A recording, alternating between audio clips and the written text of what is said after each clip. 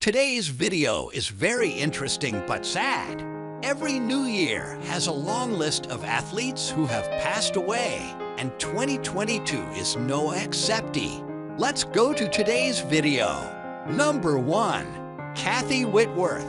Viewing it golf for LPGA history, Kathy Whitworth passed away on December 25, 2022. She was 83.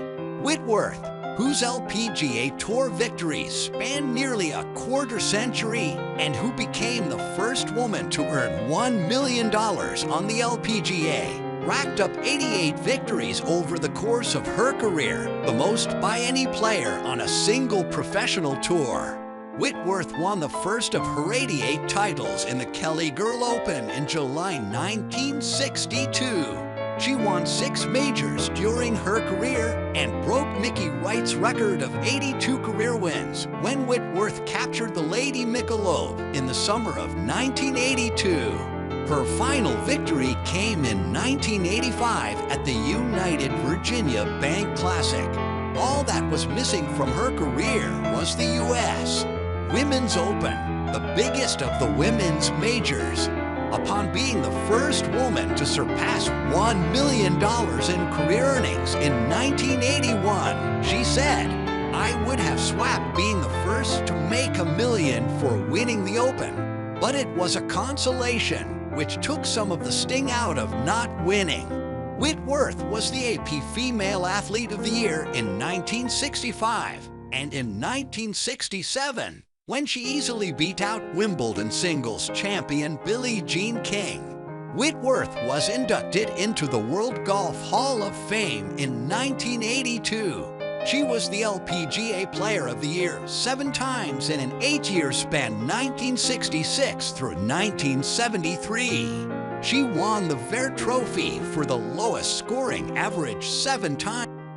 Whitworth, whose LPGA Tour victories spanned nearly a quarter century and who became the first woman to earn $1 million on the LPGA, racked up 88 victories over the course of her career, the most by any player on a single professional tour. Whitworth retired from competitive golf in 2005 after competing in the Biz Charity Classic, an event on the Women's Senior Golf Tour. She is a member of the New Mexico Hall of Fame, Texas Sports Hall of Fame, Texas Golf Hall of Fame, and the Women's Sports Foundation Hall of Fame. Number 2. Stephan Bonnar. UFC Hall of Famer Stephan Bonnar passed away on December 22, 2022. He was 45. Bonnar began wrestling when he was 10 years old, did Taekwondo at age 12, moved on to Brazilian Jiu-Jitsu by age 22, and then added boxing and Muay Thai when he was 24 years old. He earned his black belt in Taekwondo at the age of 16 and was a 2-time Golden Gloves champion in the super heavyweight division. Bonnar began training Brazilian Jiu-Jitsu with the legendary Carlson Gracie during the summer of 1999. Under whom he received his purple belt before Carlson's passing. During his tenure as a student of Carlson Gracie's, he was given the nickname RoboCop. This experience has led to most of his bouts ending by way of submission. Bonnar began fighting in the UFC in the mid-2000s after working his way up the ranks. He had a famous rivalry with Forrest Griffin and fought against the likes of Lyoto Machida, Rashad Evans, John Jones, Anderson Silva, and Tito Ortiz. Bonnar was inducted into the UFC Hall of Fame in 2013. Number 3. Ronnie Hillman. Super Bowl champion running back Ronnie Hillman passed away on December 21, 2022 after a battle with cancer.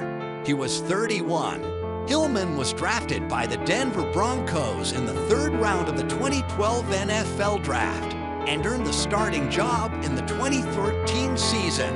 That year, the Broncos reached Super Bowl XLVI, but lost 438 to the Seattle Seahawks.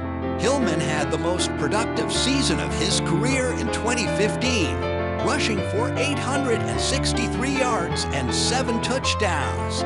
Hillman was part of the Broncos team that won Super Bowl 50. In the game, the Broncos defeated the Carolina Panthers by a score of 2,410. Hillman later played for the Minnesota Vikings, San Diego Chargers, and Dallas Cowboys before retiring in 2017. Number 4. Franco Harris. NFL Hall of Fame running back Franco Harris passed away on December 20th, 2022. He was 72. After a standout college football career for the Penn State Nittany Lions, Harris was selected by the Steelers in the first round of the 1972 NFL Draft, the 13th overall pick. He played his first 12 years in the NFL with the Steelers. His 13th and final year was spent with the Seahawks. He started his NFL career with a bang by winning the 1972 Rookie of the Year, a 9-time Pro Bowl selection. He won 4 Super Bowls with the Steelers, including winning MVP honors in Super Bowl IX over the Minnesota Vikings. He was also the NFL rushing TDs leader in 1976. He was a key player in one of professional football's most famous plays, dubbed the Immaculate Reception, which gave the Steelers their first ever playoff win.